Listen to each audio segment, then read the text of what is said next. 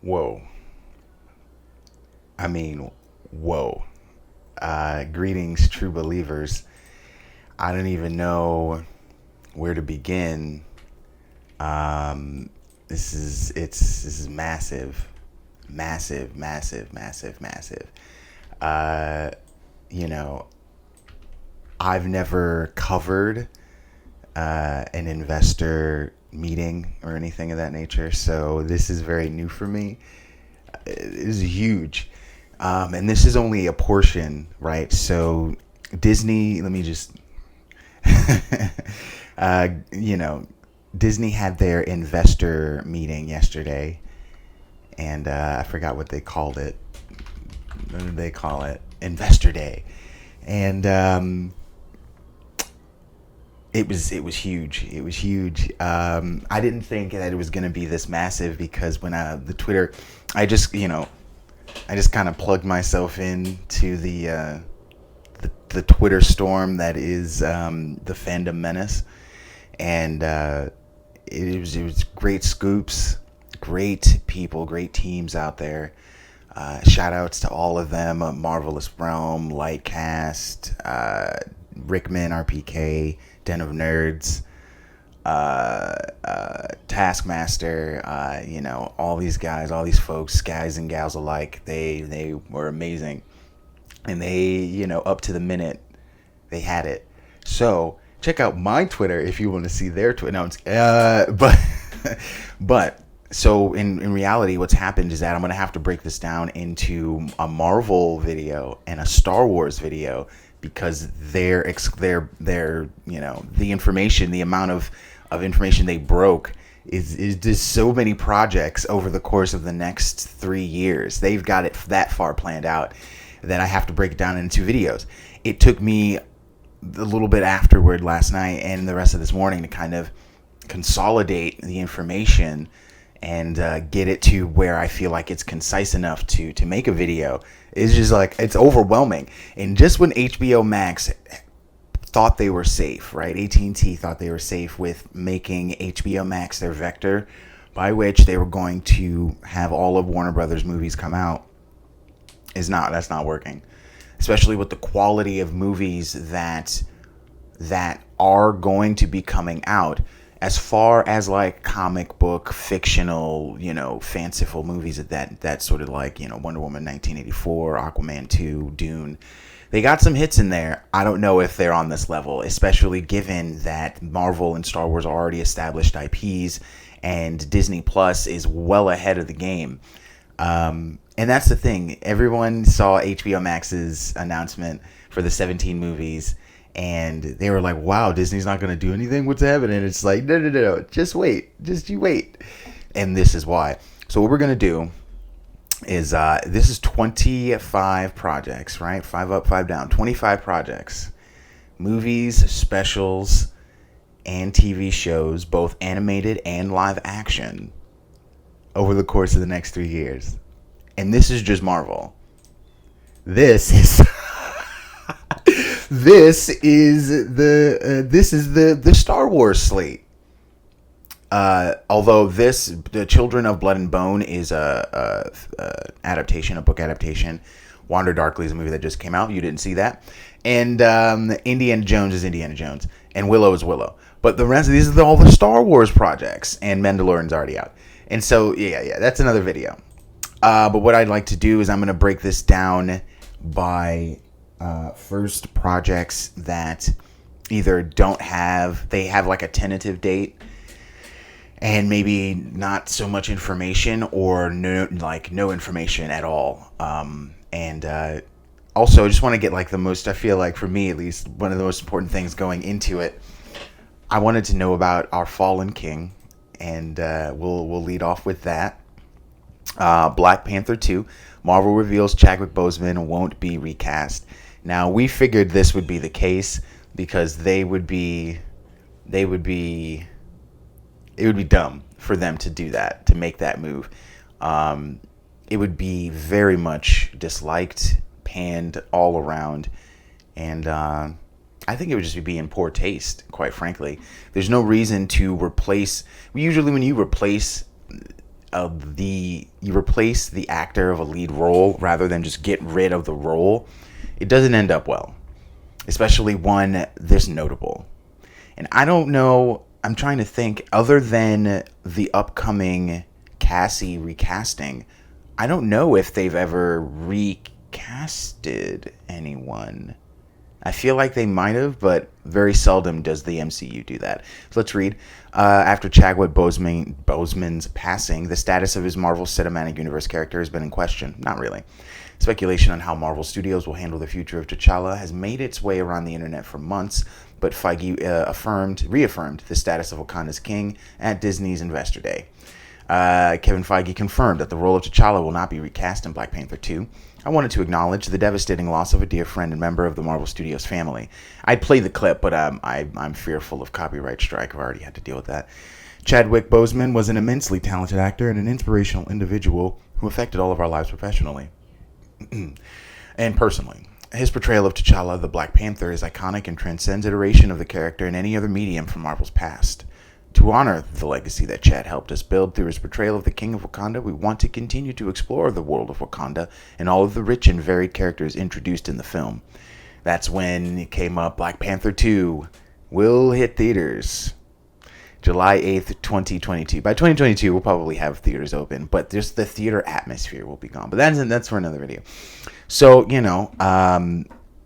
that it's good that they finally cleared the air. One wonders why they waited so long to do that. But I mean, they kind of already did that anyway. I forgot whom it was that mentioned. It was a woman, an executive at Disney, at Marvel, who mentioned that he was gone both in reality and in fiction, which led people to believe, which leads us to believe, because I'm a person too, man. Move the camera back just a little bit. Leads us to believe that he will be that T'Challa will be dead in the MCU by the time Black Panther begins. So that's the easy way to kind of get that out the way. It's like, yeah, he's gone. We'll just deal with it. There was speculation that Letitia Wright, who's currently under controversy, under fire for merely postulating that she was going to wait a little bit after the vaccine for the beer bug came out, got a lot of heat. Oh, you're an anti-vaxxer, all this, blah, blah, blah, all that crap.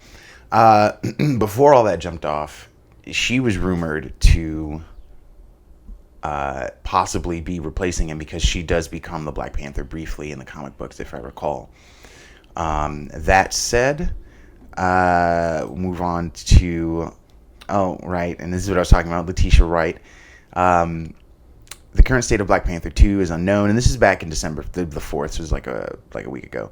After the death of late Chadwick Boseman, with Marvel Studios still mourning the loss of Boseman, the unfortunate event led to a different roadmap for the sequel. Still, it seems that in part of the plan for the sequel has been revealed based on previous reports. It will start shooting this July, with most of the main cast members returning. Not only that, but it revealed that, excuse me, Narcos Mexico star Tenoch Huerta will join the sequel in a villainous role. I hadn't heard that yet. That's why I like the direct. Aside from the production, shout out the direct. The production timeline and casting additions, it was also unveiled that Shuri may take on a more prominent role in the sequel, leading fans to believe that she could... there you go. But, we're going to move past that because then I'm going to go into the vaccine controversy, blah, blah, blah. Or no, actually, this is something else. Do I want to go into... No, let's not detract. So there was no news... Yeah, we just go cut from that. There was no news on Blade. It was merely put out there that Blade was still being considered. Not considered, but still going to be filmed. Mahershala Ali is excited, and the director is a guy whose name does not come to me immediately. Maybe it's here. No, it's not here. All right, well then that's that. There's literally no news on Blade, and that was really upsetting. You would think by now they would at least have a director attached to it. I'm pretty sure they do, but I can't recall the director's name off the top of my head. And excuse me. And I'm just reading it. The director has yet to be announced. Yeah, this is back in October. We'll see. Let's just Google here Disney Investor Day.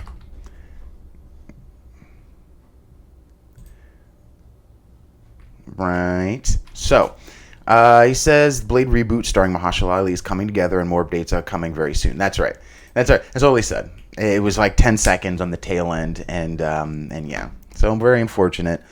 As long as they continue to put it out there that it's because they're not. It's another thing where we're in a day and age where they can't drop. They're just calling what they are. But a lot of this is like the diversity and representation movement that's been happening in pop culture. Duh, some with good outcome. I feel mostly with bad outcome. It isn't representation I'm looking for. It's good storytelling. What I hear from Lovecraft Country is fantastic. What I've seen is brutal. And I can appreciate explicit and brutality if it serves a purpose in the scheme of the story. And if you're dealing with H.P. Lovecraft material, it's gonna be mind and reality warping. It's gonna be soul churning. I'm very excited to see, and it's like there you go. Like there's definitely prime examples of developed minority characters, developed female characters that are good, and it's like the best ones generally don't focus on the identitarian aspects. They you can feature something prominently without having it become the most prominent thing. But I digress. Next up, we have Ironheart, right? And I'm trying to also do this in relatability. So right now, mostly it seems like a lot of the projects with black folks don't have any any information right now. And I'm not saying that that's not like a negative criticism. That's just what's happening. Like I don't, these projects don't have a lot of news. So Ironheart, MCU's Iron Man will officially be succeeded by Marvel Ironheart Disney Plus series. After total silence from Marvel Studios in the past months, Disney Investor Day brought a massive amount of MCU news to the forefront. And it's interesting because there's been a lot of drip comic book scoopage. I mean, we've read plenty of stuff, but this is incredible. The annual investors presentation was clearly anticipated by fans from the get-go, and the event did not disappoint. From internet-stopping reveals to surprising announcements, Marvel Studios made it clear that an ambitious roadmap is once again set in the MCU's Phase 4 and partially Phase 5. One of the surprising reveals was the Armor Wars Disney Plus series, headed by the returning Don Cheadle as James Rhodes. We'll get into that. That's the next article. The show's title is from the same comic book title, which saw Tony Stark's armors ending up in the wrong hands, and the MCU version will explore the fallout on Rhodes' perspective. Given that, it's clear that Iron Man's story in the MCU is far from over, and Phase 4 will explore the armored hero's legacy in surprising ways. And now, another show centered on Stark's legacy has been confirmed. Marvel Studios CCO Kevin Feige announced Ironheart, a new Disney Plus series starring Dominique Thorne. And that's it. Oh, okay. I was going to say, is that it? But they really didn't say anything much else either with this either. Ironheart was previously rumored to be in development earlier this year, and it's nice to have confirmation from the show being finally in the works. The arrival of Riri Williams means that another young hero will join the MCU, seemingly hinting that a young Avengers team is on the horizon. Right, you have Cassie, Ant-Man's daughter. You have Hawkeye's kid becoming the new Hawkman. You have Riri Williams becoming Ironheart. I feel like, I think it's hypothesized that Spider-Man's going to be in it, and I feel like I'm missing one. But look at that, man! 25 projects, incredible. One of the biggest takeaways from the announcement is the reveal that Riri is the creator of the most advanced suit of armor since Iron Man, potentially hinting that some of Stark's technology may have ended up in the hands of the young genius. Not much is known if Ironheart will be released after Armor Wars, but if that happens, this could mean that the fallout of the latter will directly affect the fallouts of the former, essentially providing a springboard for Riri's MCU story to start. On the flip side, it's also possible that Riri met Tony at some point during the Infinity Saga, and this could be revealed later on to add a layer to Tony Stark's treasure chest of secrets. That would be interesting. From what I recall, because, I'm not the arbiter of all things comic book, because I didn't read Ironheart. I just know of Riri Williams' story, and basically she hacked into AIM. It's kind of, if I recall, I might be mixing this up. You know what I mean? Hate me if you want to. You got to get things wrong. You got to be human. You got to fail. It's they took the Riri Williams story and put it in the Ms. Marvel story in the Avengers game, because from what I recall, Riri hacked into AIM and like got chased or whatever such, and the Avengers came and like found her. She hacked into something. She either hacked into Tony Stark's system, which is also something Ms. Marvel did in the Avengers game, or she hacked into AIM. I think she might have hacked into Tony Stark's system, and that's how she ended up with the armor, with some of Tony Stark's armor, prototype or otherwise, and then modified it to her own liking. Basically, she was just a genius from the jump with no real explanation or backstory. Yes, some say it's a Mary Sue situation, but like I said, I've never read it. I do know that sales were flat on it. I mean, they're making movies on a lot of things that sales are flat on. Ms. Marvel, sales are flat on. Captain Marvel, sales are flat on. Ironheart, sales are flat on. In fact, I think they canceled Ironheart. So, like I said, a lot of this is part of the diversity and representation movement, which, like, can cut both ways. They've had some hits and they've had some misses. That's life. I'm willing to reserve judgment and wait for the story. And if it sucks, I'm going to point at you and see, this is what happens when you do things. You do things not because there's a story to tell, but because you're trying to be woke. I'm just going to call it like I see it, because I just want a good story, dude. Like, don't waste my time. So, Armor Wars. No, we're not doing the Direct. I'm sorry, we're not going to do Deadline. We're going to do the Direct. Don Cheadle to lead Marvel's Armor Wars Disney Plus series. Mr. Cheadle recently...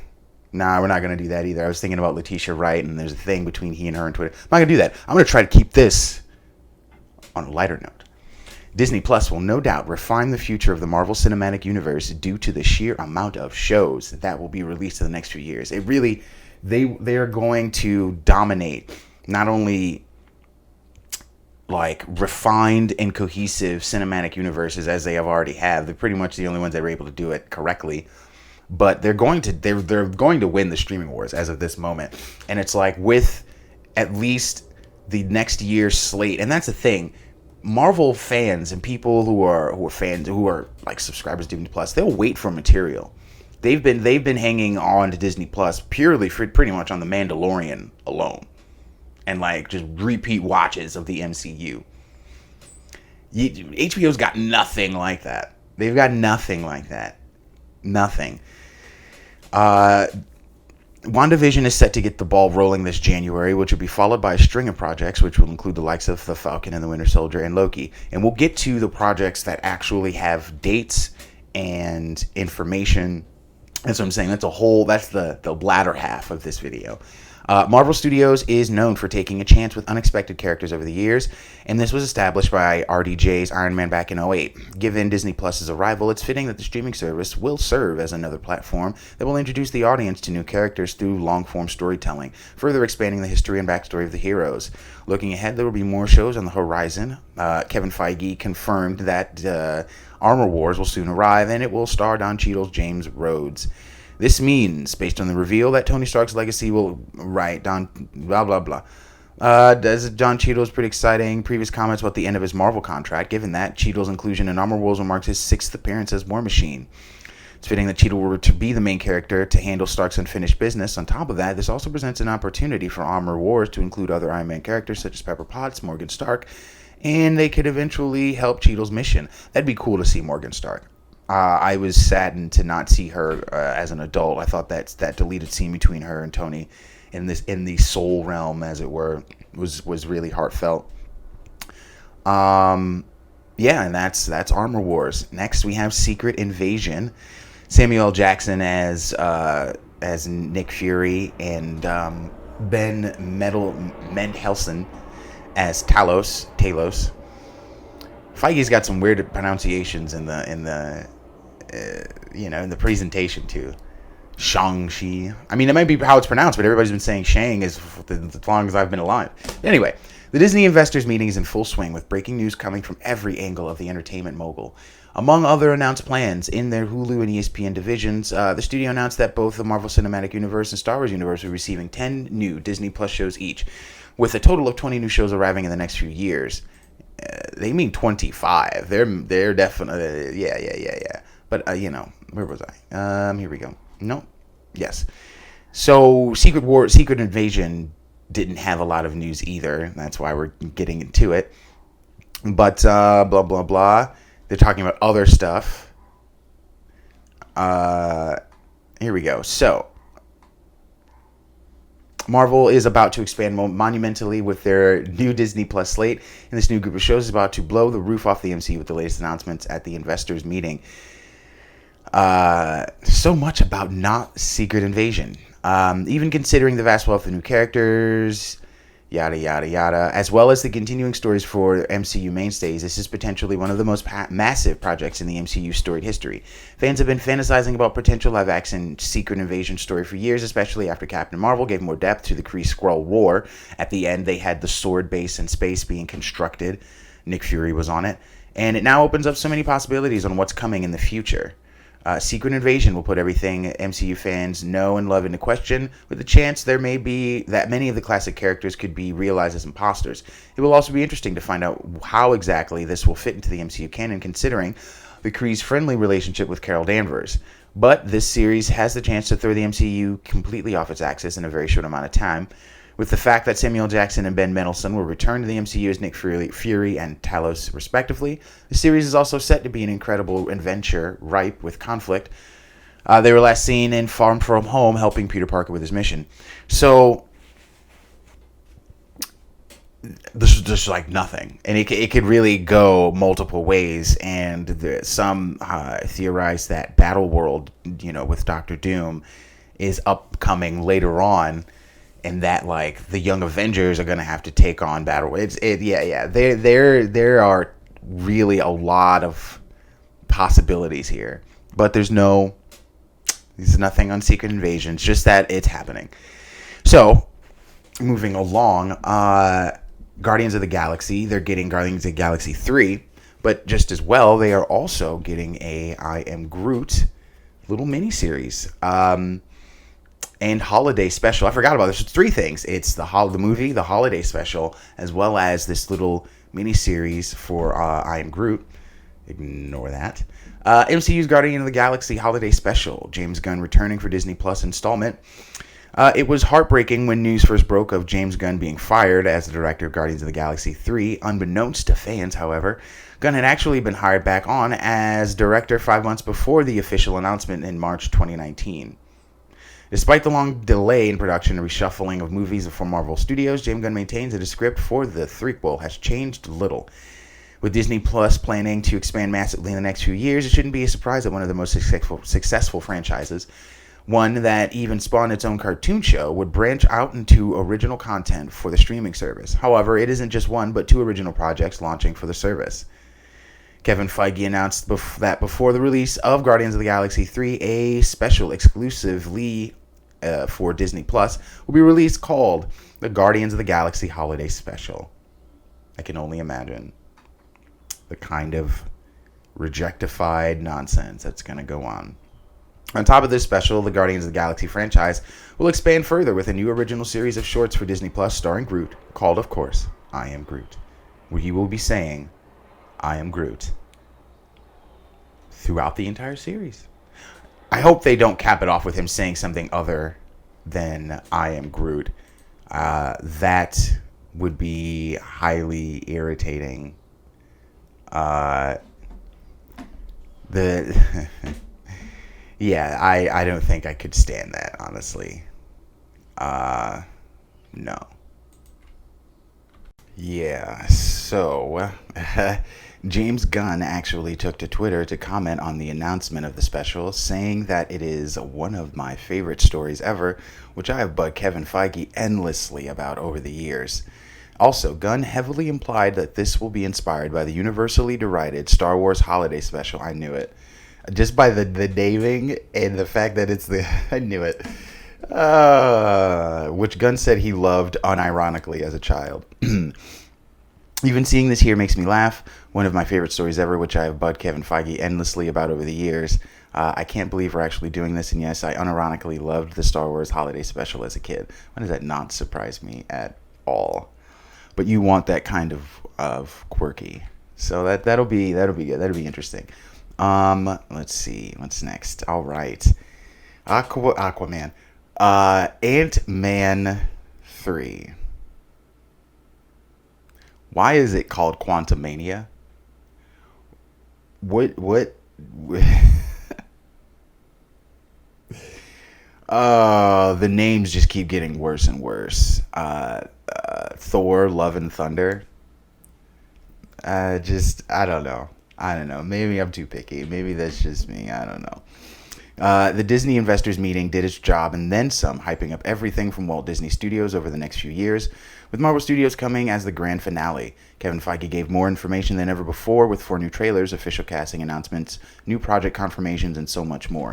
And what I think I'm going to do is split this into 2 videos. This is the approximate, projection or approximate projects and tentative dates video, and the next video will be everything that's confirmed, because there's a bunch of confirmed stuff. It's just as much as the unconfirmed stuff, or the semi-confirmed stuff, I should say. Part of this news concerned the upcoming third Ant-Man movie, which was finally given an official title and a couple of exciting casting additions. Kevin Feige announced that the third film in the Ant-Man series will be titled Ant-Man and the Wasp: Quantumania. The film will see the returns of Paul Rudd as Scott Lang, Evangeline Hope Dine, Hank Pym, etc., with Jonathan Majors from Lovecraft Country, right? He's from Lovecraft Country. He's going to be Kang the Conqueror. And I mean, the only thing for me that jumps out is the fact that some of us thought that Kang was going to be introduced in Loki, but this guy is not in the cast for Loki, so like that's not going to happen.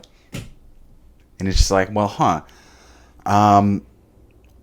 Loki, for me, was going to be a darker tone series. So, Kang being a very menacing villain for the Avengers and for the Marvel Universe in general, as well as a time-traveling villain. He's Reed Richards' son of their 2 kids from the future, come back to make sure that his timeline is, well, that's the original concept, is that he comes back from the future to make sure that, with the Damocles base, which is his ship, to make sure that his future remains intact, which is affected by something that's happened in our current timeline, in the Avengers' current timeline, that he's come to stop. And so the Damocles base ends up becoming the Sword base, but they took a different route in the MCU, as they tend to do.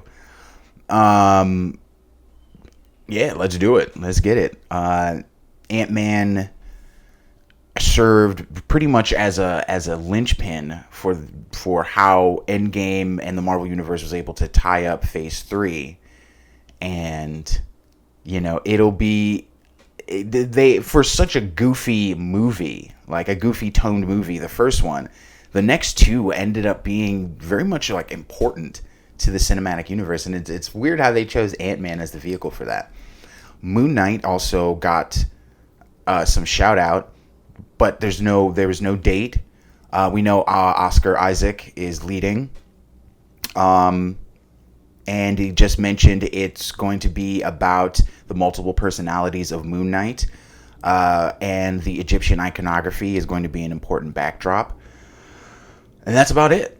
After all Disney Plus, this is back in October, after all Disney Plus show productions were halted due to the coronavirus mid-March, Moon Knight went totally radio silent. While other shows continued cast roles and even scheduled new production dates, nothing substantial about Moon Knight was reported, and even now. But yeah. Oh, and Mohammed Diab is going to be directing, and that's it. So She-Hulk got a little bit of news. I was hoping it was going to be, and her name suddenly escapes me, April from Parks and Recs. Wow, why can't I remember her name? Unbelievable. And man, Aubrey Plaza, and I love her in Legion. Um, can't believe I just like spazzed out and spaced out at her name. Marvel's Abomination will finally return to MCU and She-Hulk Disney Plus series. It's safe to say that the Marvel presentation at the Disney Investor Day meeting was one of the most massive loads of information the studio has ever brought to fans at once. This includes two 20 or 40-minute video. Anyway, this includes the debut of 4 Disney Plus, blah, blah, blah. Included was She-Hulk, including the confirmation Tatiana Maslany, who I don't recall off the top of my head, will play the leading role. 2 other cast members were also brought to light, one of which has been expected for a while, and the other coming as a major surprise. They're going to talk about Tim Roth as Abomination. So Tim Roth got confirmed as Abomination. Mark Ruffalo will also be guest starring in the series. Well, they didn't say guest starring. We don't know if he'll play a supporting role or if he'll guest stars in a couple episodes. But yeah, it's confirmed. Mark Ruffalo has been rumored. And that's about it. It'll start shooting early in 2021 and come out sometime in 2022. Next is Ms. Marvel, which will directly tie into Captain Marvel 2. And Captain Marvel 2 will also have connection to WandaVision. Okay, so Ms. Marvel's idol is like Captain Marvel. And actually, I don't know. Let me take that back. I don't know if Ms. Marvel will be in Captain Marvel 2. I don't know if that's confirmed. However, Monica Rambeau is going to be in Captain Marvel 2 as well as WandaVision. So that's how that works. Whoa. Releases first footage, Marvel, from Ms. Marvel's Disney Plus series. During Disney's Investor Day, he announced that Iman Vellani, the titular hero in Ms. Marvel, will be the titular hero in Ms. Marvel. It'll be released in late 2021, and they had a little sneak peek. Ms. Marvel has sound bites from creative teams like head writer and executive producer Bisha K. Ali and supervising producer Jenna Berger, talking about the impact the character had in Marvel Comics, footage of the Zoom call in which Vellani was told she would be playing Kamala Khan, and of course clips of the series itself. They'll be taking material from the comics and elevating it. We'll see how that goes. Like I said,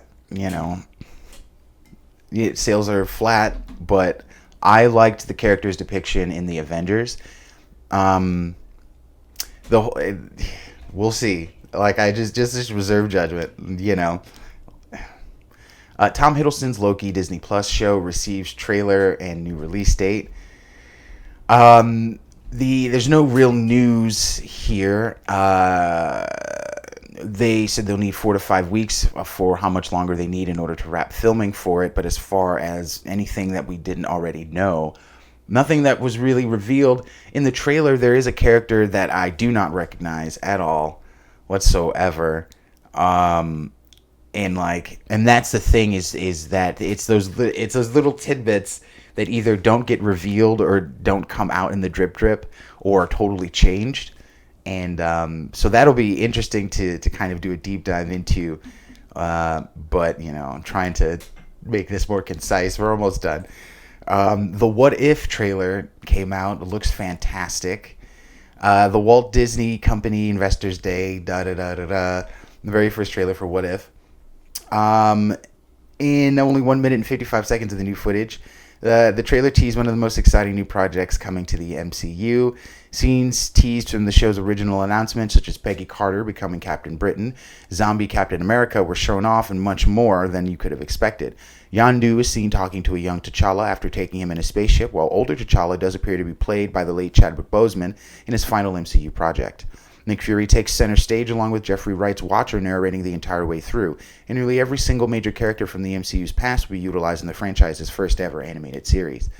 It looks absolutely beautiful in terms of animation style, and it'll be great to see. It'll be coming out summer 2021. That's near the top of my list. It's like What If and Loki I'm looking really forward to. And finally, Fantastic Four, set to be directed by current Spider-Man director John Watts. And oh god, I'm gonna go to the history. No, I'm not doing that. Uh, John Watts is directing. They don't have a date yet, and there's really nothing else about it. The Avengers Tower is being sold, so there's a theory that it could be the Baxter Building. There's also a rumor that they could be introduced, that the upcoming Ant-Man and Quantumania will introduce the Fantastic Four. Possibly that they are trapped in the quantum realm. And that would explain why Reed Richards or Sue weren't around. I hate when they do that. But yeah, that's the speculative stuff. Like and share and subscribe. And got to get to the second one, the stuff that we actually do know.